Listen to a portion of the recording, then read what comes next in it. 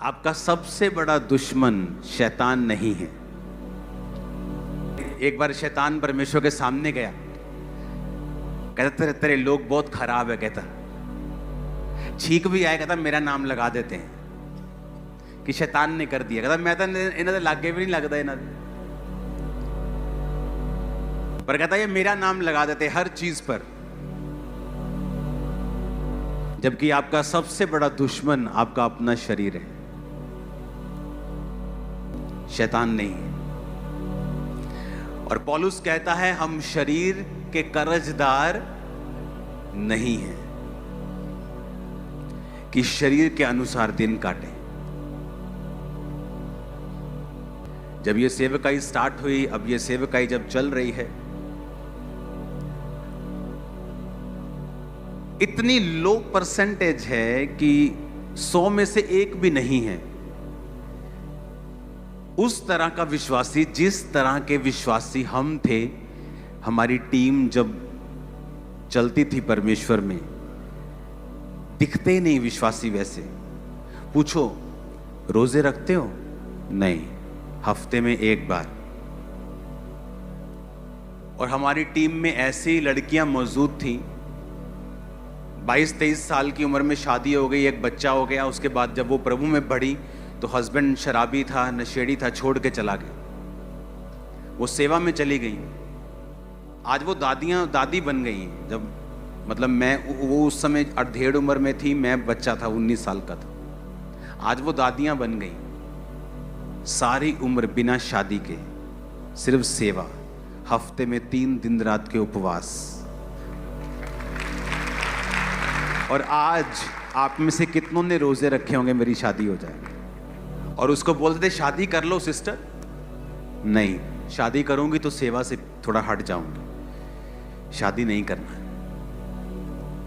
पवित्रताई में, प्रेयर में, उपवास, हर हफ्ते 3 दिन रात के उपवास। और हमारी टीम का हाल ऐसा था, जब हम सोमवार, मंगलवार, बुधवार, वीरवार, शुक्रवार 4-5 दिन लगातार खा लेते थे ना, तो ऐसा लगता था कि शरीर की इच्छा पूरी कर रहे हैं। हम शरीर के कर्जदार बन गए हैं कि जो शरीर मांग रहा है उसे दे रहे हैं। तो पौलुस कहता तुम शरीर के कर्जदार नहीं हो। और उसी टीम में लड़कियां होती थी, 40 रोजे रख के प्रार्थना करती थी मेरा हस्बैंड मुझे मिले, प्रभु मेरे हस्बैंड का इंतजाम कर। और उसी टीम में लोग होते थे जो बोलते थे कि हमें परमेश्वर की आत्मा में बढ़ना है, मुझे प्रेयर करनी है, मुझे आत्मा में बढ़ना है, मुझे पवित्रताई में बढ़ना है। और यही फर्क था जिन्होंने हजारों लाखों करोड़ों रूहें बचाई, और जो आज भी वो लड़कियां उसी लेवल पे मौजूद हैं जहां पे परमेश्वर उनकी लाइफ में काम नहीं कर रहा। क्यों? तुम शरीर के अनुसार, 13 आयत को फिर पढ़ेंगे, क्योंकि तुम शरीर के अनुसार दिन काटोगे तो क्या होगा? ऊंचा बोलो। कहता इस शरीर को खिलाओ पिलाओगे, व्यभिचार की इच्छाएं पूरी करोगे तो क्या होगा? तुम कैसे मर जाओगे? तुम्हारा एक्सीडेंट हो जाएगा? नहीं, कहता तुम मर जाओगे आत्मा में। तब वो जीवन जो परमेश्वर ने सोचा हुआ है उससे कट लग जाएगा। एक परिवार है जो परमेश्वर पर चलने से आपको मिलता है, और एक है जो परमेश्वर में चलने पर आपको, नहीं चलने पर आपको मिलता है। वो सिरदर्द वाला है और ये आशीष वाला है। कहता अगर तुम प्रभु में शरीर के अनुसार चलना शुरू कर दोगे तो मर जाओगे। आदम मर गया आत्मा में, शरीर में नहीं मरा। शरीर में तो वो 930 साल का होके मरा। जब वो आत्मा में मर गया तो सब चीजों में मर गया। तब लोग दुखी रहते हैं, मेरा हस्बैंड, ओ मेरी वाइफ, मेरी फैमिली, मेरा फाइनेंस, कुछ भी मेरे काबू में नहीं है, मैं दुखी हूं, मेरी लाइफ में सेटिस्फेक्शन नहीं है। क्योंकि तुम या तो अपने शरीर को सेटिस्फाइड कर लो, तो या वैसा जीवन पालो जैसा प्रभु देना चाहते हैं। जब लगातार खा लेते थे 4-5 दिन तो लगता था कि शरीर की इच्छा पूरी करने शुरू कर दी हम, तो हम शरीर के कर्जदार थोड़ी हैं कि इसके अनुसार दिन काटेंगे। आज मैं अपने लोगों को, अपनी टीम आसपास में देखता हूं, एक भी जन ऐसा नहीं मिलता जो रोजे रख के बैठा हो 7 दिन रात के। कोई 3-4 दिन, जब पापा बोलेंगे, जब चर्च में अनाउंसमेंट होगी तब रख लेंगे। कहता अगर तुम शरीर के अनुसार चलोगे तो मरोगे। अब खुद तो कह रहे हैं वो तुमको, फाइनेंशियली तुम मरोगे, स्पिरिचुअली तुम मरोगे, आत्मा काम नहीं करेगा जीवन में। तुम शरीर के अनुसार चलोगे, फिर तुम्हें बड़ी चर्च चलानी है, फिर तुम फेक मिरेकल भी करोगे, फिर तुम फेक प्रोफेसी भी करोगे, फिर उसको मेंटेन करने के लिए गुंडागर्दी भी करोगे, तुम सब करोगे भाई, क्योंकि तुम मर चुके हो, तुम आत्मा में मर चुके हो, क्योंकि तुम शरीर के अनुसार चले। तो यीशु ने कहा तुम शरीर के अनुसार चलोगे तो मरोगे। फिर आगे कहता यदि आत्मा से देह की क्रियाओं को मारोगे तो जीवित रहोगे। आत्मा से देह की क्रियाओं को मारोगे तो क्या होगा? जीवित रहोगे। टीवी देखने का दिल कर रहे हैं, आज आपकी फेसबुक, इंस्टाग्राम वो सोशल मीडिया नहीं रह चुका, वो पॉर्न साइट्स बन चुकी है, जहां पर अधनंगी लड़कियां आपको 24 घंटे डांस करती मिलेंगी। तो आपको क्या लगता है कि अगर आप 24 आवर इंस्टा और फेसबुक पे हैं, आपकी स्पिरिचुअल लाइफ अच्छी होगी?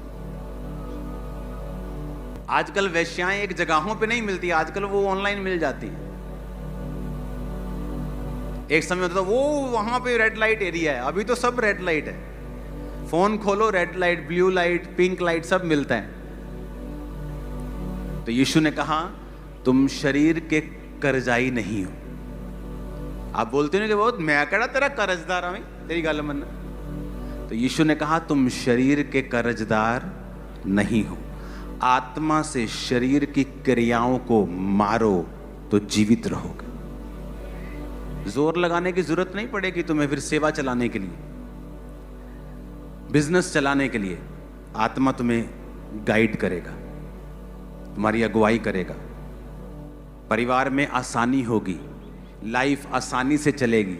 जहां से मैं निकला हूं फुल टीम रोजे रखती थी, रोज हर हफ्ते 3 दिन रात 3 खत्म, दिन के शुरू, प्रार्थना सुबह शाम। कहां मिलती कलीसिया अब ऐसी? अगर आप उसी कलीसिया में हैं तो फिर कॉन्ग्रेचुलेशन है आपको, क्योंकि सिर्फ चर्च में आने से आप कलीसिया नहीं हैं। अगर आप इन बातों को फॉलो नहीं करते फिर आप कलीसिया नहीं हैं। बंदा बिजी है इसलिए रोजे नहीं रखता, वो बिजी है इसलिए प्रार्थना नहीं करता, और सब कचड़ पचड़ किया हुआ है लाइफ में। क्योंकि पहली चीज जो आपको बनानी है वो है स्पिरिचुअल लाइफ। अगर वो खतरे में है, आपकी पूरी लाइफ खतरे में है। आपने लोगों की स्टोरी सुनी होगी, हमारा काम चल रहा था, बड़ा अच्छा चल रहा था, ऐसा हुआ एक नया लॉ निकला, हम बर्बाद हो गए। कुछ ऐसा घटना हो गई, हम बर्बाद हो गए, क्योंकि आपने अपना घर रेत पर खड़ा किया। घर तो सुंदर है, अच्छा, लेकिन जिस दिन तूफान आएगा उस दिन वो घर बना नहीं रहेगा। एक बंदा बिजनेस में फेल हो गया, पागल हो गया तो लेडी कभी जा रही है उसकी वाइफ हॉस्पिटल में लेके, कभी वो सियाना बाबा वो हॉस्पिटल। किसी ने बताया कि यहाँ एक मीटिंग क्रूसेड होने वाला है, एक पास्टर आने वाला है, वहाँ पे मीटिंग अटेंड करना। मीटिंग अटेंड करने की पागल ठीक हो गया, चर्च जाने लगा। चर्च गया तो पास्टर प्रचार कर रहे थे नमक के ऊपर। उसके दिमाग में आया कि परमेश्वर मुझे नमक का बिजनेस करना है। नमक का बिजनेस कर लिया, गोडाउन बना लिए। जब बड़े बड़े गोडाउन बन गए, वो पास हो गया, बड़ा आदमी बन गया। एक दिन उस देश में बाढ़ आई और नमक के सारे गोडाउन खराब कर दी।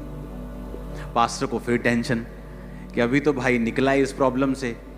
भागा गया उसके पास, तो वो गीत गा रहा था, प्रभु का धन्यवाद करूंगा, उसकी संगति में सदा रहूंगा। उसने पूछा क्या हुआ तेरे को, तू सच? उसको लगा शायद सच में पागल हो गया कि अभी गीत गा रहा है, शायद सदमा लगा। कहता पास्टर जी मुझे कोई सदमा नहीं, पहले मेरे जीवन में यीशु नहीं था, अब मेरे जीवन में यीशु है।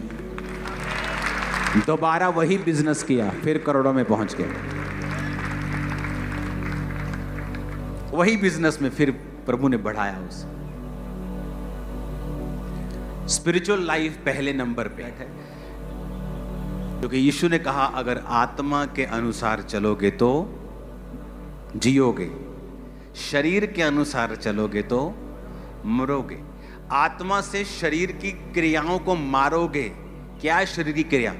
सिगरेट कश लगाने का दिल कर रहा है, शरीर की क्या है क्रिया?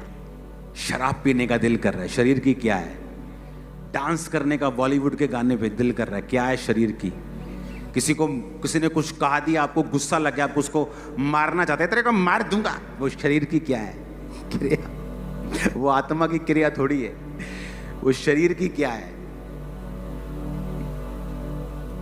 तो शरीर, आत्मा, आत्मिक जीवन से शारीरिक जीवन आने में मिली सेकंड लगता है। एक पल में आप आत्मा में और एक ही पल में आप शरीर में जा सकते हो। तो पौलुस कहता मैं अपने शरीर को मारता, कूटता और वश में लाता हूं। कैसे मारता? मुक्के मारता था वो। कंट्रोल में करना अपने आप को, कंट्रोल में रखना अपने मोबाइल को, अपने बोल को, प्रेयर लाइफ को, फैमिली को। परमेश्वर कहता मैं सदोम को नाश कर रहा हूं, मोरा को नाश कर रहा हूं, पर मैं जो नाश कर रहा हूं क्या मैं अपने दोस्त से छुपा के रखूं? कौन था दोस्त? अब्राहम। परमेश्वर सोच रहा है देखो मैं अपने दोस्त से छुपा के रखूं? नहीं, मैं इसको बताता हूं। वो अब्राहम को बताने लगा। अब्राहम सवाल करने लगा, प्रभु अगर वहां 50 धर्मी हूं तो क्या शहर छोड़ देगा? छोड़ दूंगा।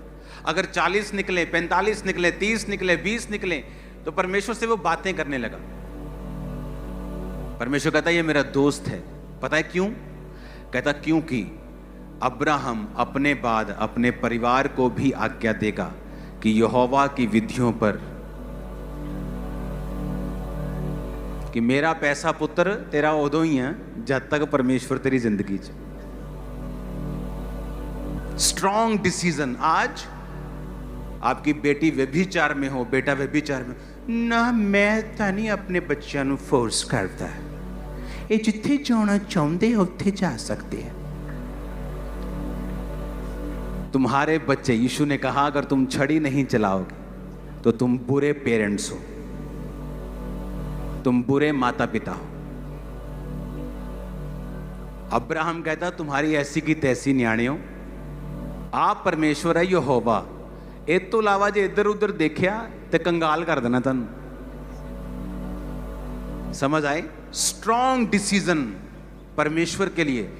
अगर आप खड़े रहेंगे तो प्रभु आपके साथ खड़ा रहेगा। आप प्रभु के वचन के साथ नहीं खड़े रहे, आपने किसी चीज पे स्टैंड नहीं लिया। आपकी बच्ची बिगड़ती रही, मम्मी सोचती रही नहीं घर च कलेश होगा। वो कब छोटा सांप उत्पत्ति वाला प्रकाशित वाक्य में अजगर बन गया, पता ही नहीं चला।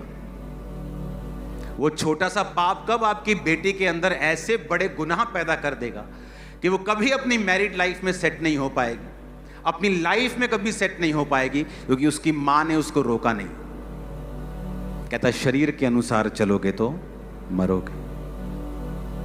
तुम्हारे दिल में कोई घुस नहीं सकता। तुम आंखों से देख रहे हो, व्यभिचार कर रहे हो, शरीर की क्रिया है। कहता इससे तुम्हारा जीवन में मौत एंटर करेगी। फिर तुम लाख कोशिश करोगे तुम्हारा बिजनेस जीवित हो, कमेटियों पे कमेटियां उठाओगे और सब बीच में आएंगे और मर जाएंगे। क्योंकि अगर तुम्हारे अंदर जीवित है तो सब मुर्दा चीजें आएंगी और जीवित हो जाती हैं। अगर मरा हुआ है तो सब जो जीवित भी आते हैं वो भी मर जाते हैं। तब वो कमेटियां काम नहीं आती, वो काउंसलिंग काम नहीं आती, वो रिश्तेदारों की गई हेल्प काम नहीं आती, क्योंकि जीसस ने कहा अगर शरीर के अनुसार चलोगे तो मरोगे। और वो ये कह रहा है, कहता तुम शरीर के कर्जदार थोड़ी हो, तुम शरीर के कर्जदार थोड़ी हो कि तुम शरीर के अनुसार दिन काटोगे। तुम्हें अच्छा लग रहा है क्योंकि वो लड़की के अंग तुम्हें नजर आ रहे हैं, तुम शरीर के अनुसार दिन काट रहे हो। फिर मौत का भी इंतजार करना, क्योंकि जो तुम्हें परमेश्वर तुम्हारी लाइफ में करना चाहता है वो कभी नहीं होगा। उस पोजीशन पे तुम स्टक हो जाओगे। अपने पड़ोसी को बोलो, शरीर के अनुसार चलोगे तो मरोगे, आत्मा से देह की क्रियाओं को मारोगे तो जीवित रहोगे। सबको जय मसीह की। मैं जतिन बब्बर और आप देख रहे हैं मसीह परिवार चैनल। जैसे कि आप सब जानते हैं कि मैं इस चैनल पे प्रभु के अलग अलग दासों की वीडियोस डालता हूं, तो अगर आपको हमारा चैनल अच्छा लगता है तो आप इस चैनल को ज़्यादा से ज़्यादा सब्सक्राइब जरूर करें, ताकि आप प्रभु के वचन को सुन सके। वीडियोस को ज़्यादा से ज़्यादा शेयर करें, ताकि जिन लोगों तक वचन नहीं पहुंचा उन तक भी वचन पहुंच सके। सबको जय मसीह की। एक बार मैं आपसे दोबारा कहूँगा कि इस चैनल को सब्सक्राइब जरूर करें और वीडियोस को ज़्यादा से ज़्यादा शेयर करें। जय मसीह की।